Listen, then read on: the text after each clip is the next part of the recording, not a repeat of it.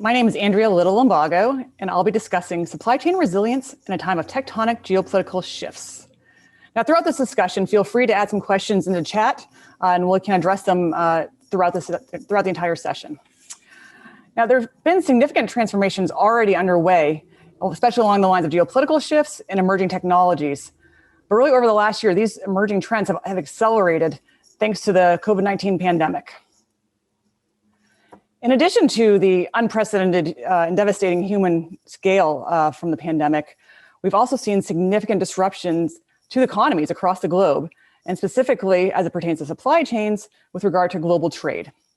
And as you see in these charts, global trade just plummeted in the first and second quarter of last year. And with that came a reckoning to supply chains, really exposing a whole range of fragility that had, for the most part, remained under the surface, thanks to the just-in-time production and really a hyper-focus on efficiencies. And so what was exposed during that time through these major global trade disruptions was the complexity of global supply chains. And this includes really the cost optimization and specialization that led to such complexity that there were so many different suppliers, thousands, tens of thousands of suppliers in supply chains, that it made it very hard to know where these interconnections were and where these interdependencies were. And so disruption somewhere across the globe manifests itself very locally. It also led to very opaque supply chains where companies, both private sector and the government, were unclear of exactly what the scope of their supply chain looks like. That visibility is extremely hard given such a complex supply chain system. It also exposed the concentration risk that we saw, and specifically with the emergence of China over the last few decades as a sender of last resort and as a supplier to the world. When China went into quarantine, it led to enormous concentration risk and disruptions that rippled throughout the globe due to the hyperdependencies and specialization of aspects within the country. And finally, it also exposed the insecurity of our supply chains. Most recently, we've experienced this with a range of SolarWinds and Microsoft Exchange supply chain attacks. But those are just indicative of a growing trend of supply chain attacks, and really where you see supply chains being a mode of entry to a broad attack surface. And so throughout the COVID-19 pandemic, we saw all this decades worth of trends coming together and really exposing this fragility. But unfortunately, that's not all. There are even a larger range of disruptions as well underway throughout the last few years, and really becoming part of a hyper focus looking ahead as far as a range of disruptions that are occurring in the cyber domain. And so I already addressed the SolarWinds supply chain attack, but that wasn't the only one. Vietnam was targeted, and we've seen many other examples of this across the globe. We've also seen a range of internet shutdowns and blackouts occurring across the globe. We're seeing that with the Myanmar coup going on as the military is using that to control information, but we've seen it really across the globe from Russia to India to Congo in light of elections and to quell protests domestically. We're also seeing a rise of internet sovereignty. And so when you hear the notion of the splintering or the balkanization of the internet, what this refers to is really a localization of information controlled by the governments. You think about China's Great Firewall, many other countries are increasingly starting to look at that as a model to follow. And Cambodia is one of the more recent ones to try and pursue that. We're also seeing legislation come along the lines for government mandated access to data. And so this was where there are some local data storage requirements that on top of that enable and require government access to data. And so this for supply chains that are in these countries, their IP and their PII is at a special risk. And then we're also seeing data access through government surveillance. And so for companies that are focused in really high surveillance countries, a lot of their data may be exposed, data they didn't even know that they had that could be used against them or be used for exploitation. And all this comes together with a whole range of risks and really a transformation that is underway. But unfortunately, for the most part, a lot of the discourse that we're hearing points to paradigms and frameworks from previous eras. And that's why I really like this quote that focuses on how all of our leaders and smart scientists are envisioning this return to normal over the next course of the year or two. And it's really reflecting a collective failure of imagination. And so what I hope to do throughout this entire talk is lead to overcoming this collective failure of imaginations, because the cybersecurity community will be front and center in determining how resilient our supply chains will be going forward. And as talking about these transformations, again, as opposed to looking back, we really need to be looking ahead, because that future isn't 5, 10 years down the road. I think very often we still imagine all these emerging technologies as some sort of futuristic impact, but it's happening now. We're already seeing the chip shortages. We're seeing battles over artificial intelligence and regulations along those lines, and just a whole range of the cyber risks that I talked about. That future world order is already here, and we need to be preparing our supply chains to be resilient against these major transformations that are already underway, largely driven by a shifting geopolitics and the emerging technology and digital revolution. And so when thinking about these shifts and thinking about how to build supply chain resilience across the globe, there really are two different techno-ideologies that are driving it. And each one of these poses different opportunities and different challenges when thinking about how to restructure and how to build greater and more resilient supply chains across the globe. On the one hand, there's digital authoritarianism.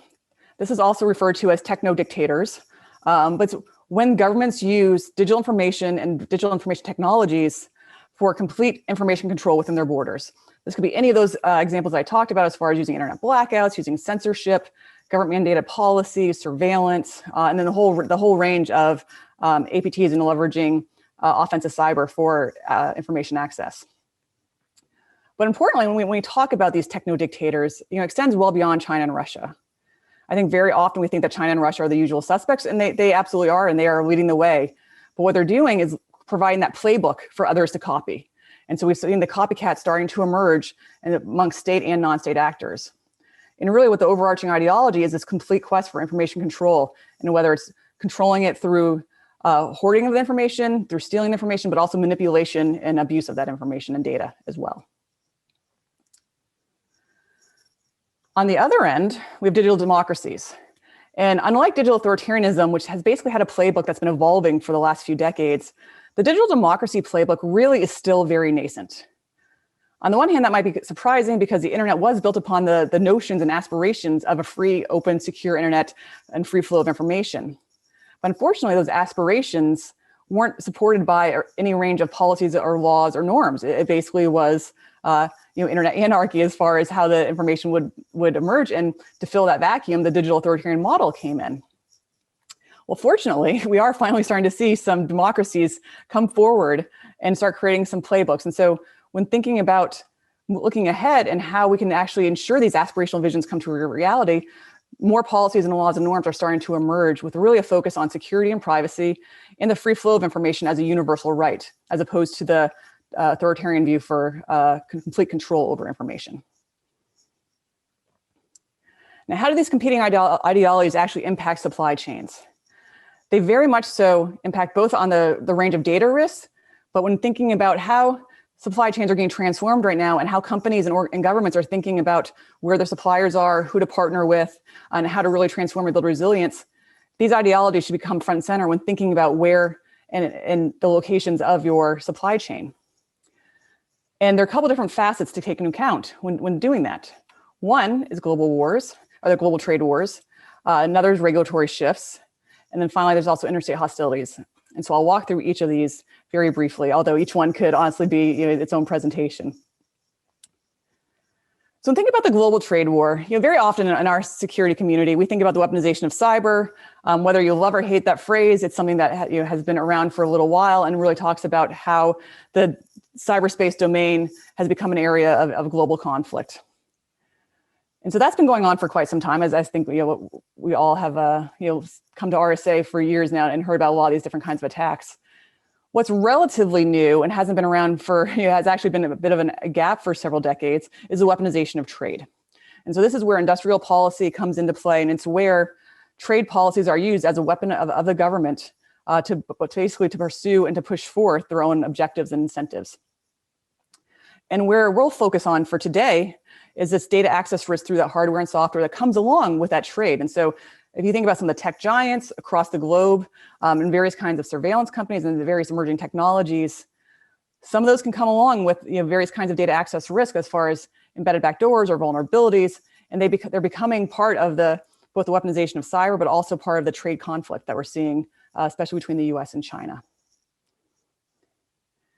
And so in light of this growing use of regulations, and in light of the growing conflict that we're seeing of tech and trade wars between the US and China, but it's not just those. We're seeing Australia and China in conflict with tariffs over wine, Taiwan with pineapples. We're starting to see there's no shortage of examples right now as far as the growing range of trade disputes that are popping up, especially a lot of those that focus on the technology side.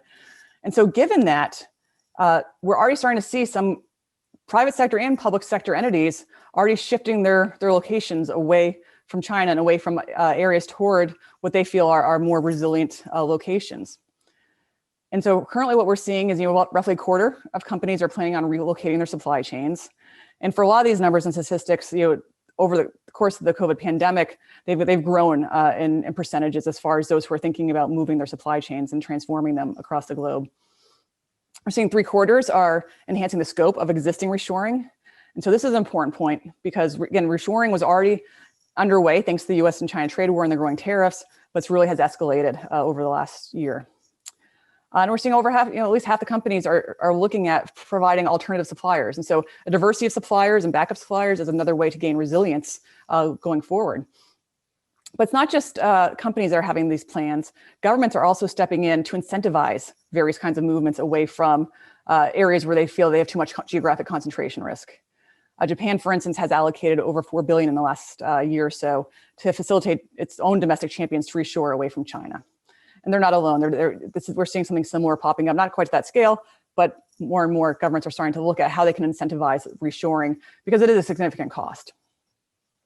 And all this discussion about transforming and moving across the globe is driven by the range of tariffs and technology, as we've talked about, and really trying to get away from this exposed concentration risk that we saw occur over the last year. Now, thinking about reshoring and moving away from one higher risk area to a lower risk area sounds great. The problem is it's really expensive. Some estimate it could be up to $1 trillion to shift the supply chain hubs out of China, and it likely could cost much more than that. There are issues of sunk costs. So over the last few decades, companies have invested an awful lot of money in physical infrastructure that's located there that's very hard to replicate elsewhere. And then finally, we're also seeing labor force requirements that, again, when looking back at that hyper-specialization I was talking about, the labor force requirements are very hard to find elsewhere. And also, when you think about where to move, could there possibly be similar cyber risk in different areas, thanks to this whole range of different kinds of government-mandated data access requirements and other kinds of risks that I mentioned earlier. And so with that as the backdrop, we're seeing these global trade wars, we're seeing the heightened geopolitical tensions between the US and China and some of the authoritarians and the democracies across the globe. And we are seeing it's a techno-ideological battle going on. And so what's coming along with that is really significant shifts in the regulatory landscape. And very often we hear that policy is way behind technology innovation, and it generally has been true. What we've seen over the last year or two, especially in the United States, is really a dynamic regulatory landscape backed by export controls and really using industrial policy in ways that we haven't seen, I'd say unprecedented ways. And as you can see on this slide, it's a whole of government approach as well. And so I'll walk through a couple examples just to highlight just how hard it is to stay on top of this dynamic regulatory landscape. And so I'll start with the Department of Defense, which you may not think about as a key component of industrial policy, but the Department of Defense has been leading the way. The 2019 National Defense Authorization Act has Section 889, which prohibits 5 different Chinese companies and their affiliates from being within the supply chain of the federal contractors. And so it's Huawei and ZTE are the 2 of them, but Hikvision, Hytera, and Dahua are 3 others that may not be the ones that are commonly known, but are linked to a national security concern, and so they cannot be part of the supply chains for those who work and support the government. And interestingly, the FCC just recently also named those exact same 5 companies as national security threats, and is introducing a whole range of additional kind of regulations posed on dealing with those 5 companies. And so again, we're starting to see some reinforcement from different departments across the government focused on similar companies. What we're also seeing from the Department of Defense, Section 1237 of the 1999 NDAA. And so for 20 years, there's been this requirement that the Pentagon list companies that are Chinese linked and linked to the PLA that are operating with the United States. Didn't make a move on that really for 20 years. And then since the last June of 2020, roughly, there have been over 40 companies that have been linked to the PLA. And while 1237 doesn't have its own compliance requirements, there was an executive order this past November that came out that did include investment prohibitions to those companies. And then most recently, those are then enacted through Treasury, which has initiated a non-specially designated communist Chinese military company list. And that's where you see those companies start to emerge. And so again, showing the cross-department coordination towards the national security aspect of these techno and trade wars that are ongoing. And then one more aspect of Treasury are the financial penalties. And so that's where it gets into how it's very hard to stay in compliance with a lot of the different aspects going on. And if you don't, it's very costly for you and across your supply chain. Now, the department that arguably has been the most active has been the Department of Commerce. And within that, there's the Bureau of Industry and Security that has an entity list that basically includes prohibitions on the export or re-export or in-country transfer of products that are on that entity list. Now, prior to 2019, there really weren't many Chinese companies that are listed on it. ZTE was, and then it was delisted. But what we've seen is over 350 companies were at it 2019, 2020. We've seen some more already in 2021. And so I just would like to highlight that because there really is a significant number of companies that cannot be within your supply chain or have a whole range of different kinds of export restrictions associated with them. And so what we saw in 2019 in May was 68 largely focused on Huawei. And we continue to see throughout the year additional Huawei affiliates added onto it. But it wasn't just for Huawei. We saw Chinese companies added for their human rights violations, some added for ties to weapons of mass destruction. In December of 2020, we saw over 100 different companies added, and those were for the range of national security, tech surveillance concerns, the human rights concerns, and then also building islands in the South China Sea. And then what we also saw were even additional ones associated with a new list called the Military End User List. And so concerns over these technologies being used by foreign governments in their militaries. And what's even interesting on top of this is that it wasn't just China. They added a whole bunch of Russian companies as well at the same time. And so that might be a harbinger of what we're going to be seeing more and more this year is additional companies outside of just China being added to the list. And in January, we already saw a few. And since then, we've also already seen some targeting Saudi Arabia, Myanmar, and Russia and China as well. So that's a lot to stay on top of across the globe. Now, to drive home just how it's not just the United States that's working in this area. What we're also seeing are these democracies across the globe getting into the game of leveraging export and other kinds of prohibitions and restrictions to control what technologies are being used within their sovereign bounds. And so across Europe, we're seeing a patchwork of different laws as it applies to 5G and Huawei. Australia was one of the first to ban Huawei, and that's back in 2018.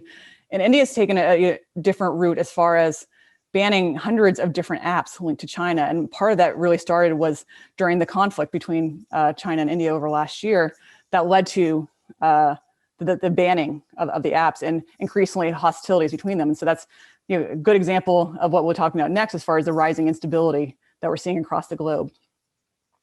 Now, also, I think it's important to note how some of these are starting to get coordinated. Some of these prohibitions, restrictions are getting coordinated across companies and countries. And so most recently, what we saw was the EU, for the first time since 1989, it issued sanctions against China for the human rights violations. And they did that in coordination with the US and the UK and Canada. And so it's showing how democracies are starting to come together and to look at the various, to coordinate and organize the prohibitions and restrictions as a more united front. China quickly introduced their own sanctions against the EU. And that also is part of how the EU has responded to the growing prohibitions and restrictions against it. And so they've introduced their own unreliable entity list. They've sanctioned 3 US defense companies. That was in response to an arms sale to Taiwan. And as the administrations shift, they sanctioned 28 US former administration officials. So there's plenty of the tit for tat going back and forth on that angle.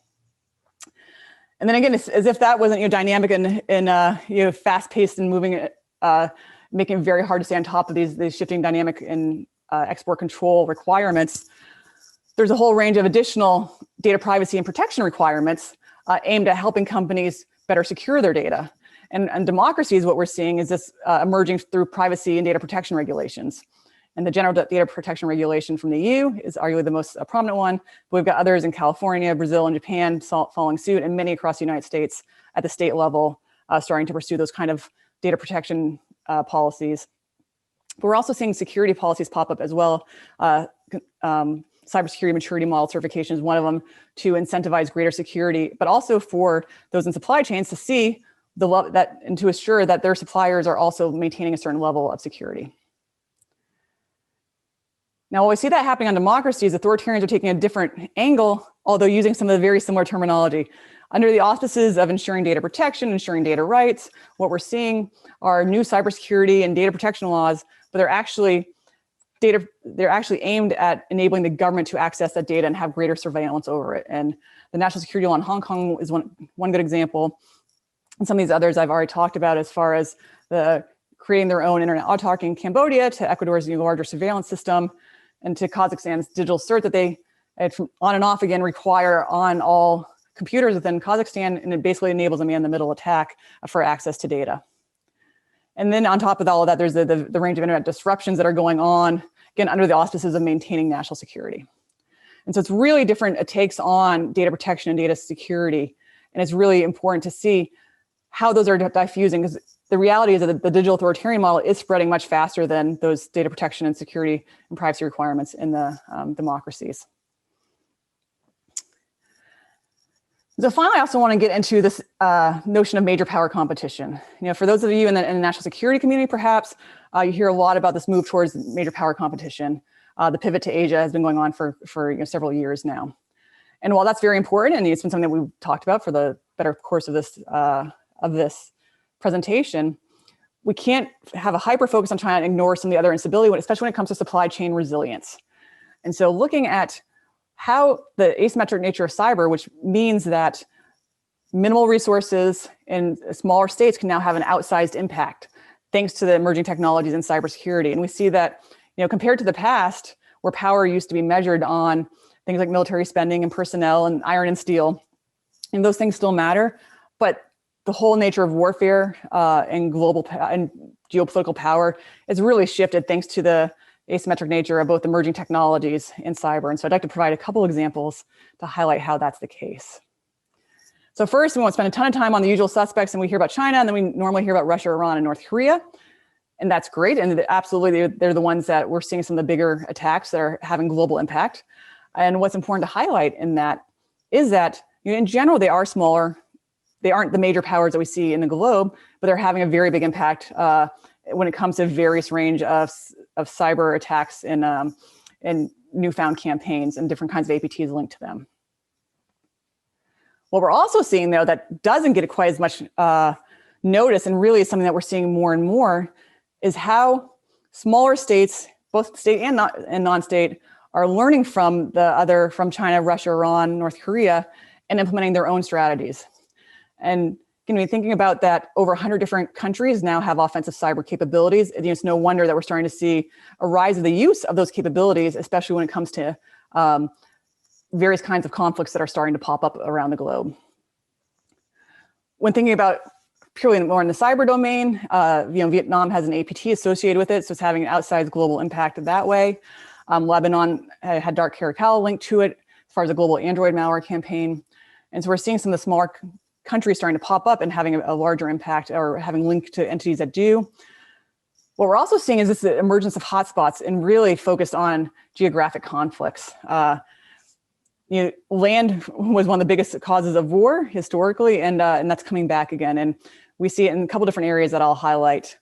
The first is Western Sahara and Morocco, where the use of drones has been identified and playing a component. And what this instability also matters, though, to supply chains is that it also blocked one of the biggest trading routes in West Africa. And so for each of these, we're seeing sort of the intersection of how political instability comes and intersects with, with the supply chain resilience. And these are considerations that we're starting to see due to the great interdependencies. A similar story in Armenia and Azerbaijan, where drones again played a role, interestingly, as well as some of the footage being shown through social media. And so you see, again, the emerging technologies, cyber coming into play, but it also led to some really concerns over insecurity of the global energy market due to some pipelines that run through that area. And then finally, in the Tigray region in Ethiopia, again, we see some drones starting to appear, and we also see supply chains, especially in manufacturing, disrupted due to that instability. And then finally, where we see a lot more specifically some of the cyber and the emerging technologies coming together within an area is in Myanmar or Burma, where we're seeing the military coup, the leaders of the coup, deploying drones and as well as phone and computer cracking software to basically surveil the population.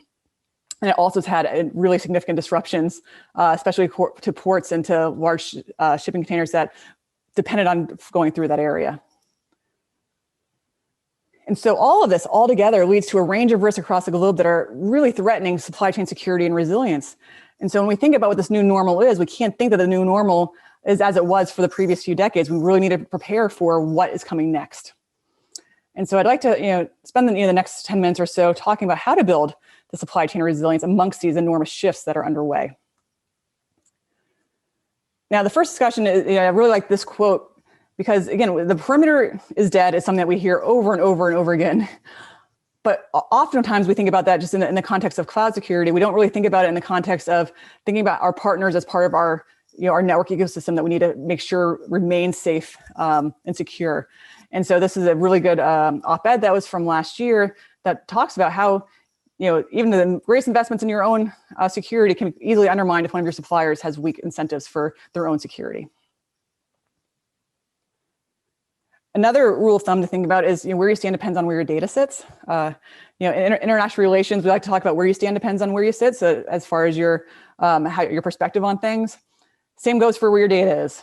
If your data is in any of these locations that might be increasingly at risk due to data storage and data government access laws, or in areas where the government has growing cyber capabilities, your data might be much more at risk. And so as companies start thinking about transforming their supply chains, they really need to think about where their data is, and the security of it really does depend on where it is across the globe. And also, this is something I've mentioned before, and I'm just going to keep on mentioning, is that as we prepare for this new normal, which we'll keep hearing over and over again, we must avoid the tendency to prepare for yesterday's risks and disruptions. Again, we can learn from them. There's a lot of lessons in there, but we really need to overcome this failure of collective imagination and really focus on what we can be doing better, what we can be doing to prepare for this whole range of risks that are out there. It's unprecedented scope. Assuming that everything's going the same trajectory as it was in 2019 is just, as it's not the reality that we're entering into right now. And we really need to prepare for these transformations that are underway. And so what to expect in this new world order? So there'll be challenges, to be sure. I've talked a lot about them, and it's not to sugarcoat it, but they're in order to lead into so much of the FUD. But there really are big transformations underway, and it's going to be important, but not easy to prepare for those transformations and to be better prepared to help build supply chain resilience in that regard. And so when thinking about decoupling and reshoring, so that's moving away from areas where you may have geographic concentration risks, it is expensive and it's going to cost a lot of money.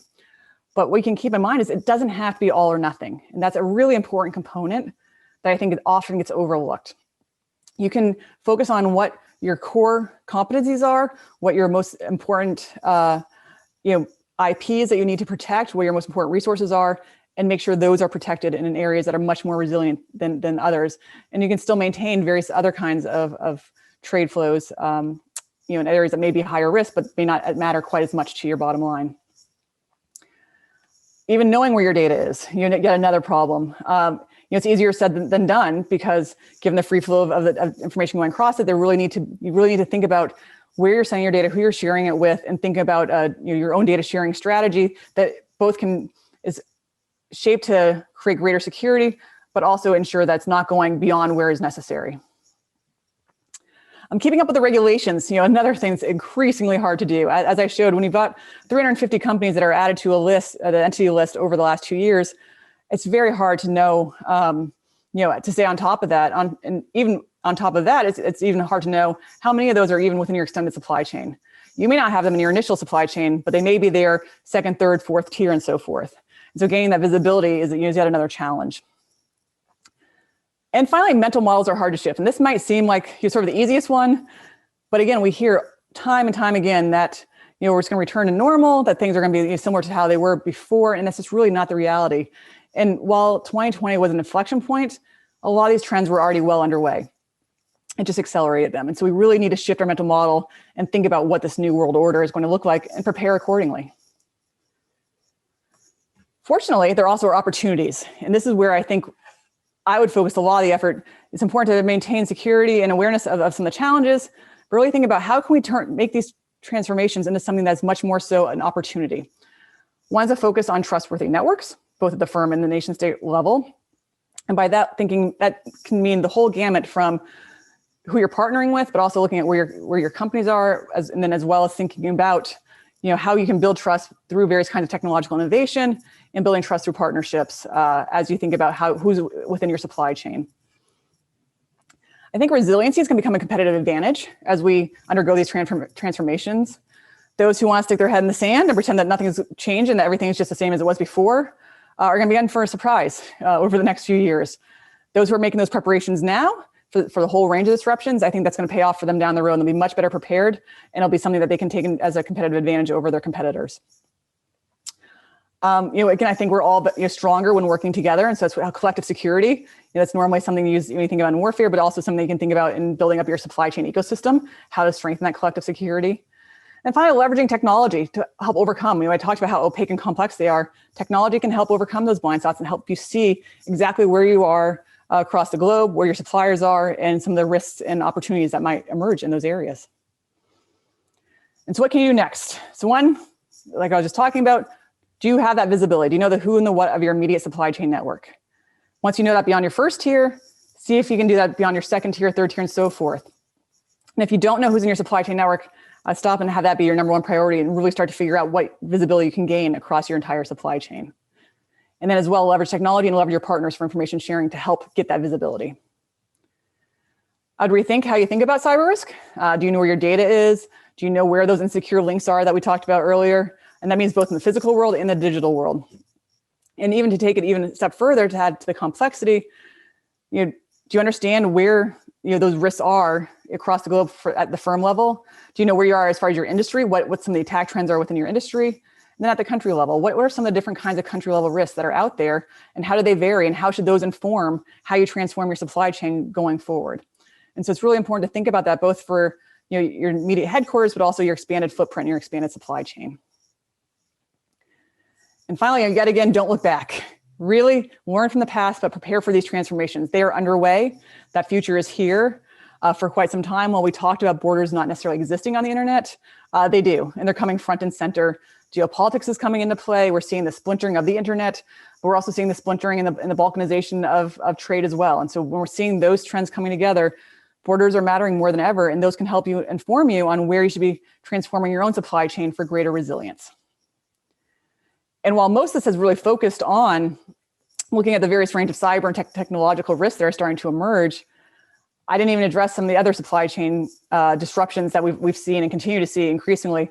Climate change and the natural disasters, the impact of the pandemic, obviously, and future pandemics, and then environmental, social, and governance risks, which gets back into some of the compliance concerns where we are seeing increasingly governments are enacting various kinds of laws to help and promote various kinds of ESG compliance. And so it's a range of transformations already underway. And so what I to leave us with is the thought of whether we can either be shaped by all these transformations or help shape them. And for me, we're working in international relations and a strong proponent of democracy and a free and open internet. I hope we as a community can come together and avoid that collective failure of imagination and help lead the way in reimagining how supply chain risk can be more resilient and be on par with some great transformations, great innovation, great collaboration within the community for all of us to help ensure supply chain resilience into the future, help preserve the freedoms and the innovation that help provide the foundation to our way of life, but use those in a way that also can support the bottom line. And so all this, they don't have to be mutually exclusive. And so that's where we can go, either shape the future or be shaped by that. And so with that, I'd love to open it up to questions and look forward to hearing from you. Thank you.